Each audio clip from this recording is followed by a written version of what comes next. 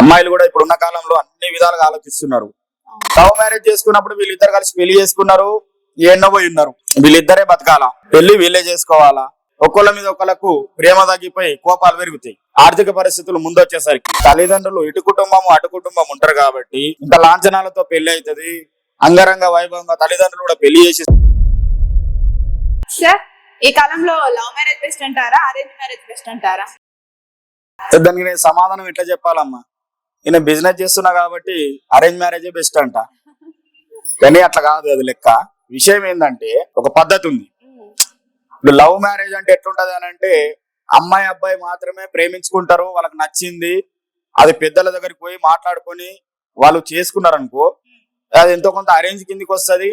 ఇప్పుడు అట్లనే నడుస్తుంది ట్రెండ్. అమ్మాయిలు కూడా ఇప్పుడున్న కాలంలో అన్ని విధాలుగా ఆలోచిస్తున్నారు. లవ్ చేస్తున్నారు అని అంటే వానికి శాలరీ ఉందా లేదా, ఇల్లు వాకిలు ఉందా లేదా, ఇవన్నీ చూసుకునే లవ్ చేస్తున్నారు. హుషారున్నారు ఇప్పుడు అమ్మాయిలు.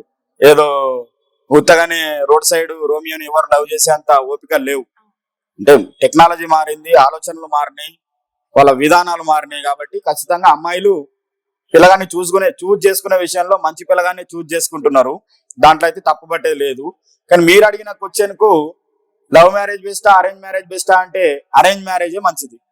ఎందుకంటే అరేంజ్ మ్యారేజ్ వల్ల ఏమవుతుంది, ఇప్పుడు లవ్ మ్యారేజ్ చేసుకున్నప్పుడు వీళ్ళిద్దరు కలిసి పెళ్లి చేసుకున్నారు, ఎన్నో పోయి ఉన్నారు. వీళ్ళిద్దరే బతకాలా, పెళ్లి వీళ్ళే చేసుకోవాలా. ఏదో నలుగురు ఫ్రెండ్స్ వస్తారు, ఇంత మీరు వీళ్ళు ఆ రోజు పెళ్లి చేసుకుంటే పూలదండలు మార్చుకుంటారు, ఇంత బిర్యానీ తింటారు, పోతారు. ఏం చేస్తారు పాపం ఫ్రెండ్స్? రోజైతే సంసారం చేపియలేరు కదా.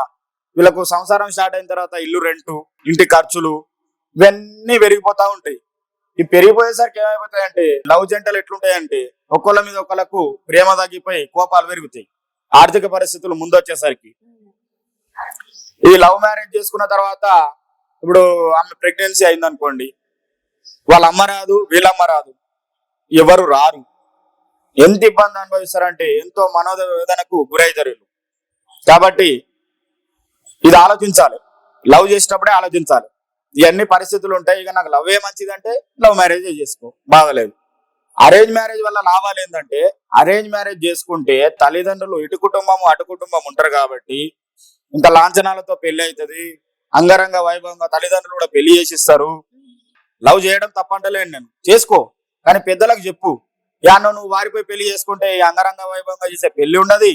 ఆ తర్వాత వచ్చే పరిస్థితులు నేను ముందు చెప్పినట్టు రోజు భరించాలి. ఇప్పుడు జాబ్ చేస్తున్నాడు అనుకో, ఎంత జాబ్ చేసినా డబ్బు వస్తుందేమో, ప్రేమలు గాని అభిమానాలు గాని చుట్టాలింటికి పోవాలన్నా రావాలన్నా ఎంత ఇబ్బందిగా ఉంటది. వీళ్ళు ఉన్న జాగాలు ఉండరుగా. ఎవరైనా ఇంటికి పోయినాం అనుకో, ఆ వీళ్ళు లేచిపోయినరట, అవసరమా ఈ బిరుదు మనకు? అదే ఇంట్లో చెప్పి చేసుకుంటే లవ్ చేసుకున్నారట, పెళ్లి చేసిరు తల్లిదండ్రులు దగ్గర ఉండే అని కూడా అంటారు. తల్లిదండ్రులు కూడా లవ్ చేసుకున్న అమ్మాయి తల్లిదండ్రులు కావచ్చు, అబ్బాయి తల్లిదండ్రులు కావచ్చు, వాళ్ళ ఇంట్లో చెప్తే మీరు కూడా ఆలోచన చేయాలి, నిజంగా వీళ్ళు ఎంతవరకు కరెక్టు. పిల్లగాడు మరి ఆర్థిక పరిస్థితులు బాగున్నాయా లేవా, మరి ఆయన సాకగలుగుతాడా, లేకపోతే సాకలేకపోతే ఆయనకి మనం సపోర్ట్ చేద్దామా మన దగ్గర ఉంటే, ఇవన్నీ ఆలోచించి ముందుకెళ్ళాలి. ఇక లవ్ చేసిరుగా అని చెప్పేసి వాడిని కొట్టుడు అమ్మాయిని కొట్టుడు చేస్తే వీళ్ళు పారిపోతారు.